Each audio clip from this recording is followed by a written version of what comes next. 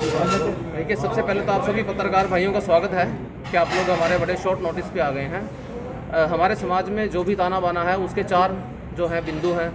विधायिका है, कार्यपालिका है, न्यायपालिका और प्रेस है। जब पहले 3 फेल हो जाते हैं तो हमें प्रेस की याद आती है, क्योंकि प्रेस सबसे मजबूत है।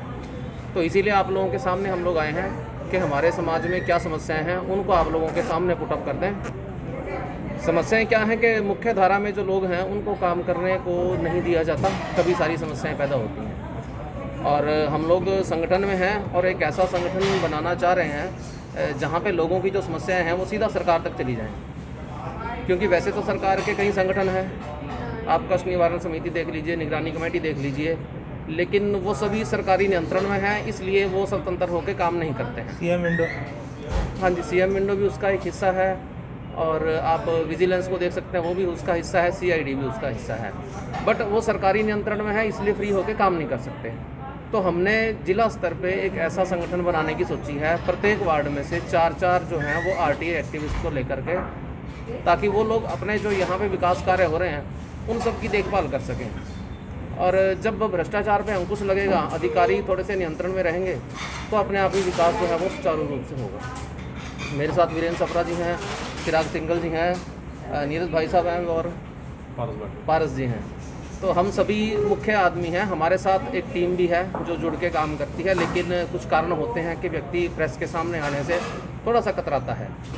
लेकिन अब चाह रहे हैं कि 22 वार्ड और 4 व्यक्ति प्रत्येक वार्ड में से, तो 88 और 90 से लेकर के इतने आदमियों की टीम हो जाएगी।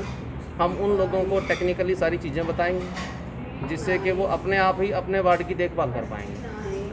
तो यही बात आपके सामने इसलिए रखी है कि आप लोग, जितने लोग आपसे जुड़े हुए हैं, जब वो वहाँ तक आपकी बात पहुँचेगी तो हमारा संदेश भी उन तक पहुँच जाएगा, और मिलजुल के ये एक अच्छा प्रयास होगा जिसको कि सफल बनाना हम सब की जिम्मेदारी है। और ये एक नॉन पॉलिटिकल चीज़ है। यहाँ हम लोग बैठे हैं, हमारी निजी तौर पे किसी भी पार्टी में आस्था हो सकती है, लेकिन कोलैबोरेटली जब हम यहाँ बैठे हैं तो नॉन पॉलिटिकल है चीज़। सर बड़ी संख्या में आरटीए एक्टिविटीज हर जिले में काम करते हैं जी। आप यमुनानगर में कोई नया प्लान तो लेकर आए नहीं, आप भी वैसी ही बात कर रहे हैं, लेकिन ज़्यादातर मामलों में आरटीए का जवाब ही नहीं आता, धक्के खा के आदमी बैठ जाता है। आता है जी। देखिए, हमारे पास ये थोड़ा सा हिस्सा है, मेरे पास 10,000 के करीब कागज़ हैं आरटीए के, जो रिप्लाई आया हुआ है। अब आपने जो कहा है कि जवाब नहीं मिलता, जवाब मिलता है, चंडीगढ़ तक जाना पड़ता है। लोगों को जानकारी का अभाव है, उनको पता नहीं है कि प्रोसीडिंग कहाँ करनी है। जस्ट एक एप्लीकेशन लिख के एसबीआईओ को दे देना, उससे समस्या हल नहीं होती है। उसके आगे फर्स्ट अपील है, देन स्टेट में जाना है। जब ये सारी चीज़ें होंगी तब जवाब मिलता है, अफसर मजबूर हो जाते हैं। कानून बहुत मजबूत है, लेकिन जब तक आप कानून की बारीकियों को साथ लेकर के नहीं चलोगे तब तक कानून बेअसर होता है। ऐसा ही होता आया है, ये आपके सामने सबूत है। तकरीबन 900 पेज तो ये हैं, और 10,000 के आसपास पेज मेरे ऑफिस में बड़े होंगे। तो क्या निकला सर इसमें से? इसमें से जो करप्शन की चीज़ें हैं ये सारी लगी हुई हैं, उनकी अफसरों को प्रोसीडिंग करवाते हैं। उनके पास क्या है, क्योंकि सरकार के नियंत्रण में है, वो इस काम को डिले कर सकते हैं। और जो हमारा आगे का प्लान क्या है कि बेशक ये डिले कर दें, उस बात को कोई बात नहीं। जब सरकार बदलेगी, कुछ अच्छे लोग आएंगे, तो इन सारी चीज़ों के जवाब मांगे जाएंगे, क्योंकि इन कागज़ों के अंदर बदलाव नहीं हो सकता। ये हमारे पास सबूत हैं।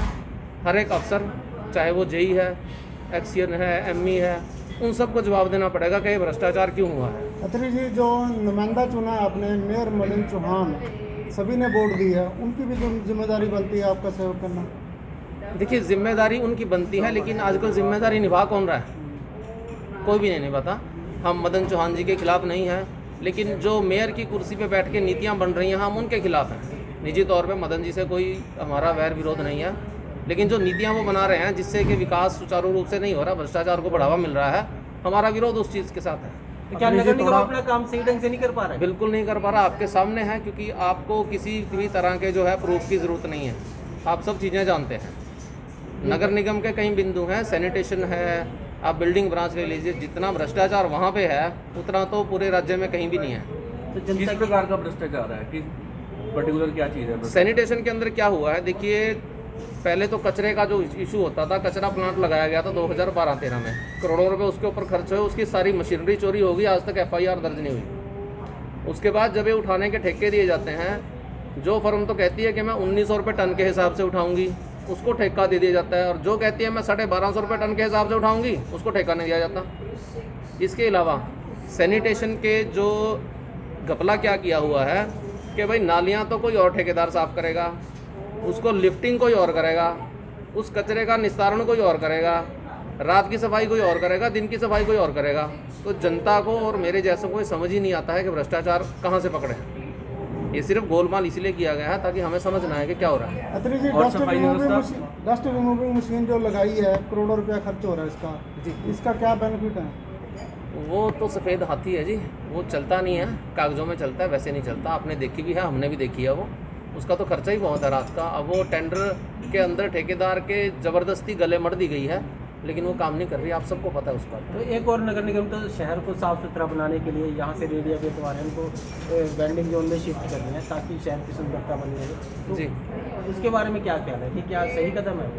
वेंडिंग जोन के बारे में चिराग जी को भी थोड़ा सा मालूम है इस बारे में, आप बताइए ज़रा। देखिए, वेंडिंग जोन में सबसे पहली बात तो ये है कि अगर वेंडिंग जोन में किसी को शिफ्ट करना है तो उसको मूलभूत सुविधाएं देना सबसे पहला हमारा फ़र्ज़ है। ना वहाँ अभी आज के डेट में कोई प्रॉपर शौचालय है, ना वहाँ पे पानी की सुविधा है, ना वहाँ शेड की सुविधा है, लाइट की सुविधा रात को नहीं है।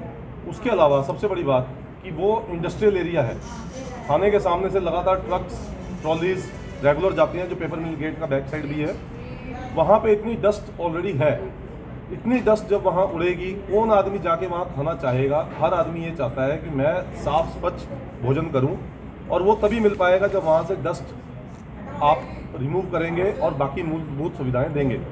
इसके अलावा मैं एक और मुद्दा उठाना चाहूँगा आपके सामने कि दड़वा डेयरी कॉम्प्लेक्स और औरंगाबाद डेयरी कॉम्प्लेक्स, ये दो डेयरी कॉम्प्लेक्स नगर निगम द्वारा बना के अलॉट किए गए, लोगों को वहाँ पे शिफ्ट किया गया।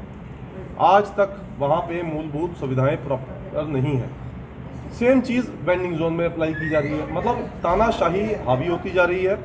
आप अपनी जिम्मेदारियों से मुकर कर आप दूसरों के ऊपर जिम्मेदारियां लागू कर रहे हैं, अपनी उनके ऊपर हक जमा रहे हैं, जबकि आपको सबसे पहले तो खुद को देखना चाहिए कि मैं उसमें क्या इनपुट दे रहा हूँ। क्या दड़वा डेयरी कॉम्प्लेक्स, कोई भी डेयरी कॉम्प्लेक्स है, वहाँ पे सबसे पहले जो आपका गौमूत्र निकल रहा है या गोबर निकल रहा है, उसके निस्तारण के लिए ना वहाँ पे एसटीपी है, ना वहाँ पे ईटीपी है, जो कि एक टेक्निकल पॉइंट्स अगर हम बात करें, कोई भी इंडस्ट्री लगती है तो अगर इनपुट कुछ है, उसमें पानी है, तो आउटपुट को भी तो हम पहले उसको टैकल करके चलेंगे, तो वो चीज़ें अब तक नहीं है। चिराग जी, क्या समझते हो, अधिकारियों की जिम्मेदारी बनती है या भाजपा सरकार जो चुने हुए नुमाइंदे हैं उनकी जिम्मेदारी बनती है इसको? देखिए, मैं तो ये कहूँगा कि जितने भी हमारे नेता हैं उनकी क्वालिफिकेशंस कुछ भी हो सकती है, XYZ।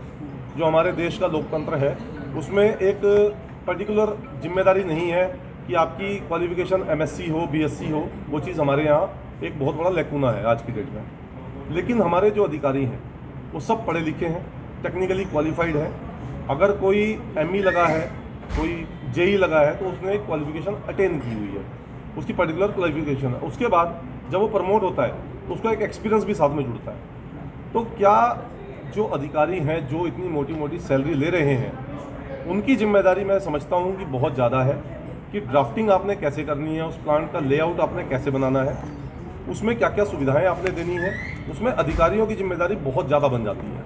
सरकार पैसा दे सकती है। आपने भी देखा होगा कि क्या पिछले 8 साल में, ये बात से मैं मानता हूँ कि आप सब भी एग्री करेंगे, जितना पैसा हमारे शहर में आया है, चाहे वो अमृत योजना में आया हो, चाहे वो नगर निगम में आया हो, चाहे वो किसी भी डिपार्टमेंट में आया हो, इतना पैसा पिछले 8 साल से पहले हमने नहीं देखा। लेकिन सबसे बड़ी प्रॉब्लम क्या है कि उस पैसे को प्रॉपर यूटिलाइज कैसे करना है। पैसा आ रहा है लेकिन उसकी वेस्टेज हो रही है। वेस्टेज कहाँ हो रही है? भ्रष्टाचार में। आपके चुने हुए नुमाइंदे करवाएंगे ना, किस लिए चुने हैं? देखिए, मैं ये नहीं कह रहा हूँ कि उनकी जिम्मेदारी नहीं है, मैंने आपको ये नहीं बोला। मैं सिर्फ टेक्निकल पार्ट की बात कर रहा था कि टेक्निकल पार्ट्स में जो जिम्मेदारी है वो अधिकारियों की, पढ़े लिखे लोगों की बनती है। लेकिन ज़रूरी है कि इम्प्लीमेंटेशन में प्रेशर जो है वो तो अल्टीमेटली ऊपर से ही आना है, जो नेता लोग हैं। जैसे अगर हम एग्जांपल दें यूपी का, तो यूपी के अंदर योगी आदित्यनाथ जी ने जो किया है वो सबके लिए एक एग्जांपल है, और तभी वो दोबारा से चुन के आए हैं। अगर यहाँ पे जो हमारे नेता लोग हैं या हमारे अधिकारी हैं वो ढंग से काम नहीं करेंगे तो अल्टीमेटली पब्लिक तो परेशान है। पब्लिक पहले भी परेशान थी। क्या नेताओं का चुने हुए नुमाइंदों का फेलियर मानते हैं आप? जी, मैं बिल्कुल ऐसा मानता हूँ कि कहीं ना कहीं फेल हैं। जिस हिसाब से प्रॉपर वर्क अभी तक होना चाहिए था वो नहीं हो पाया है। जनता की उम्मीदें बहुत ज़्यादा हैं और उम्मीदें भी इसलिए हैं क्योंकि हम ये मान के चलते हैं कि सबसे इम्पोर्टेंट है पैसा। जब पैसा आ रहा है और जनता के टैक्स का पैसा है, टैक्स पेयर पूरा खुल के पैसा दे रहा है, जीएसटी कलेक्शन आप देख रहे हैं 1 लाख से ऊपर जा रहा है। तो जब इतना पैसा आपके पास आ रहा है उसको प्रॉपर यूटिलाइज कराना तो जिम्मेदारी बनती है, उस जिम्मेदारी से कोई भी मुकर नहीं सकता। तो क्या मानते हैं कि किस तरीके से उठाएंगे फिर आगे? देखिए, हम तो ये चाहते हैं कि हमारे साथ हर वार्ड में, जैसे गुरमीत भाई ने कहा कि 4-4 लोग जुड़ें, आरटीआईज लगाएं अपने अपने वार्ड की, अपने अपने मुद्दों की। जब सारे डॉक्यूमेंट्स हमारे पास इकट्ठे होंगे और वो सारे डॉक्यूमेंट्स लेके हम एक जगह बैठेंगे तो किसी भी अधिकारी में, किसी भी नेता में ये हिम्मत नहीं होगी कि वो हमारे को नकार सके कि जो मुद्दे हम बोल रहे हैं वो सच है कि झूठ है। लंबे समय से आप पर्यावरण मित्र के तौर पर जिले में काम कर रहे हैं जी। और अब ये नए मुद्दे उठा रहे हैं। एक पर्यावरण मित्र एक मिनट सर, एक पर्यावरण मित्र के तौर पर क्या अपने कार्यों से और निगम जो कार्य कर रहा है पेड़ लगाने से लेकर हर चीज़, क्या उससे संतुष्ट है? जी बिल्कुल, मैं संतुष्ट नहीं हूँ क्योंकि हमने पहले भी ये मुद्दे लगातार उठाए, अभी भी हमारा ये मुद्दा है। आप ये मत सोचिए कि हमने अगर दड़वा डेयरी कॉम्प्लेक्स की या सफाई की बात की है तो हम कहीं ना कहीं पेड़ों से भटक गए, ऐसा नहीं है। तो इतने पेड़ काट दिए गए, आपकी तरफ से कोई बात नहीं? सर, हमने क्यों नहीं बात की, हमने लगातार ज्ञापन भी दिए हैं डीसी साहब को भी, हमने मंत्री जी से मुलाकात की है, उन्होंने हमें वादा किया था पेड़ नहीं काटे जाएंगे। हम तो धारा 302 लगाने की सिफारिश करते हैं कि जो भी हरा पेड़ काटे हमारे शहर के अंदर उसके ऊपर 302 लगा के उसको अंदर किया जाए। बचे ही 20% है सर अब तो। सर बिल्कुल 20% बचे हैं, लेकिन जो बचे हैं उनको बचाना भी हमारी जिम्मेदारी है और हम नहीं लगा सकते हैं। बल्कि हमने तो इसमें लिखा हुआ भी है कि जो पेड़ काटे गए हमारे फुआरा चौक से लेके ITI तक, मधु चौक से लेके कन्हैया चौक तक और फिर फाउंटेन चौक से लेके जगाधरी झोटा चौक तक, वो सारे पेड़ का जवाब हमें मिलना चाहिए क्योंकि एक इसमें कैंपा फंड होता है। कैंपा फंड के अंदर अगर आप एक हरा पेड़ काटते हैं तो आपको 10 पेड़ लगाने होते हैं, उसके पैसे जमा होते हैं डिपार्टमेंट में, लेकिन वो नहीं लगाए जा रहे। जितने भी पेड़ वापस लगाए गए हैं वो सभी संस्थाओं द्वारा लगाए गए और संस्थाएं लगातार काम कर रही हैं शहर में। हम तो ये रिक्वेस्ट करेंगे कि जितनी भी संस्थाएं हमारे शहर में काम कर रही हैं, हर वार्ड में 2-2, 3-3 संस्थाओं को इन्वॉल्व किया जाए हर काम में, ताकि काम प्रॉपर तरीके से हो, जनता का भी विश्वास बढ़े और सही काम इम्प्लीमेंटेशन प्रॉपर हो सके उसमें। चिराग जी, सरकार एक तरफ तो पेड़ों को बचाने के लिए जो बूढ़े पेड़ हैं उनकी पेंशन लगा रही है, तो क्या जिले में अभी तक किसी पेड़ की पेंशन उपलब्ध हो पाई है? देखिए, पेंशन लगाना एक अच्छा विचार है, लेकिन मैं तो ये मानता हूँ कि क्या उस एज तक पेड़ पहुँच पा रहा है? 75 साल से ऊपर के पेड़ों को पेंशन बांध रहे हैं, क्या उस एज तक कोई पेड़ पहुँच पा रहा है? और सबसे बड़ी बात यह है, जो नए पेड़ लगाए जा रहे हैं उनका संरक्षण प्रॉपर करना वो बहुत इम्पोर्टेंट है। और उसके अलावा जितने भी पेड़ हमारे यमुना के किनारे लगे हुए थे लगातार वो कटते जा रहे हैं, तो उसके लिए ही हम प्रपोज कर रहे हैं कि धारा 302 का जो प्रावधान उसमें हो जाएगा और जितने भी मुद्दे कोई उठा रहा है एकदम से एक्शन होगा। आप 10 लोगों के ऊपर एक्शन कीजिए 302 का, उसके बाद मैं आपको लिख के देता हूँ कि किसी की हिम्मत नहीं होगी हरा पेड़ काट दे। कभी पेट्रोल डाल देते हैं, कभी उसमें केमिकल डाल देते हैं, उसकी जड़ों में पेड़ों को सुखाया जाता है ताकि कट सके। तो उन चीज़ों को रोकना तो फिर पड़ेगा। आपको पत्रकार महोदय 1 मिनट आपको रोकना चाहूँगा। 1 मिनट रोकना चाहूँगा थोड़ा सा। जी देखिए, आप इतना बड़ा पिटारा लेकर बैठे, इसके अंदर क्या है ये कुछ मैं ये वही जरूरी बताना बातें चाहता कर हूं लो। कि हम विषय से जो है ना डिस्ट्रैक्ट हो रहे हैं, हमें विषय विषय से भटकना नहीं है। हाँ, हमारा पर्पस यही इसमें से था बताओ आप क्या बताना कि चाह रहे हम हैं। जो है लोगों को अपने साथ जोड़ें और हमने काम क्या करना है। आपको हमारा प्लान पता होना चाहिए, तभी लोग हमारे साथ आएंगे। देखिए, हमारा प्लान क्या है, हमें इन कागजों के हिसाब से हमने 2003 का जो डेयरी कॉम्प्लेक्सेस का मुद्दा उठाया था उसके अंदर प्रॉपर्टी डीलरों को प्लॉट दिए गए। असल में सिर्फ 327 डायरियाँ थी, लेकिन प्लॉट काटे गए 1500। तो वो सारा भ्रष्टाचार हुआ है, हम उसको उठा रहे हैं, वो हमने उठा लिया है। तो हम जितने अधिकारी, कर्मचारी, ठेकेदार और पार्षद जो हैं उनको ये बताना चाहते हैं कि आज अगर आप लोग जो भ्रष्टाचार कर रहे हो सरकार के साथ मिल करके, अगर उस पर कार्रवाई नहीं हो रही तो ये मत सोचिए कि भविष्य में कार्रवाई नहीं होगी। हम एक एक ठेकेदार के द्वारा बनाएगी जो भी गली है, जो भी नाली है, जो भी ड्रेन सिस्टम है, जो पाइप है, उन सब की आने वाले वक्त में जांच करवाएंगे। टेक्निकली हमें पता है कि मिट्टी की खुदाई से लेकर के भ्रष्टाचार शुरू हो जाता है, उसके बाद गटका पाने में वो साइज़ पूरा नहीं होता।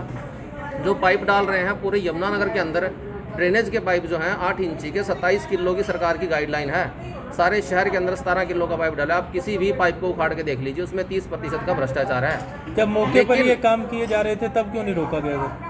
हमने एप्लीकेशन दी है, कार्रवाई नहीं हुई है। ये कागज़ इसीलिए हैं कि जब हमने कमिश्नर साहब को एप्लीकेशन दी है, कोई शिकायत दी है, उस पर कार्रवाई नहीं हुई है तो उनसे जवाबदेही मांगी जाएगी। आप इन भ्रष्टाचार के मामलों में मेयर साहब को कभी भी नहीं फंसा सकते, ना उनको सज़ा हो सकती है, क्योंकि उनके कहीं साइन नहीं होते।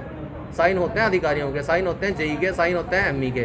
तो जब भी कार्रवाई होगी जेई, एमई, एक्सियन और चीफ इंजीनियर के ऊपर होगी, मेयर साहब या किसी एमसी के ऊपर कभी कार्रवाई नहीं होगी। तो वीरेंद्र जी, जैसे आप विकास की बात कर रहे हैं कि विकास कार्यों के प्रति आप अपनी आवाज़ उठाते हैं, तो जो पार्षद वहाँ पर नगर निगम की मीटिंग में भी आवाज़ उठाते हैं, क्या उनसे किसी तरह का कोई संपर्क हो पाया इन मुद्दों को लेकर? भाई साहब, जब बाढ़ खेत को खा रही हो ना, तो आप किसी को दोष नहीं दे सकते।